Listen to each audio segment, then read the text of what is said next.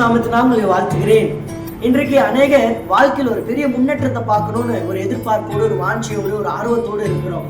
அந்த ஒரு முன்னேற்றத்திற்கெல்லாம் நம்ம செய்ய வேண்டிய ஒரு செயல் என்ன தெரியுமா? கீழ்ப்படிதல்.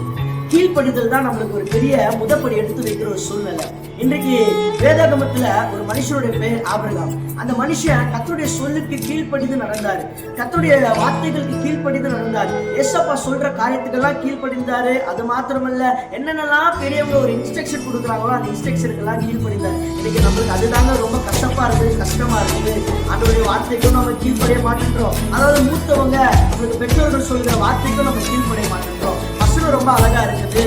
பிள்ளைகளே, உங்க பெற்றோருக்கு கர்த்தருக்குள் கீழ்ப்படியுங்கள், இது நியாயம். நீங்க கீழ்ப்படிந்து பாருங்க, இந்த நியாயமான காரியத்தை செஞ்சு பாருங்க. நம்ம எடுத்து வைக்கிற ஒவ்வொரு ஸ்டெப்பிங் ஸ்டோன்ஸ்லயும் அது பெரிய ஒரு உதவியா இருக்குங்க. அந்த படிக்கட்டுல ஏறும் பொழுதெல்லாம், நம்ம வாழ்க்கையின் படிக்கட்டுல ஏறும் பொழுதெல்லாம் கீழ்ப்படிந்து பாருங்க. அந்த கீழ்ப்படிதல் பெரிய ஒரு ஆசீர்வாதத்தை கொடுக்கும். இயேசு கிறிஸ்துவின் நாமத்தினால் உங்களை ஆசீர்வதிக்கிறோம். ஆமென்.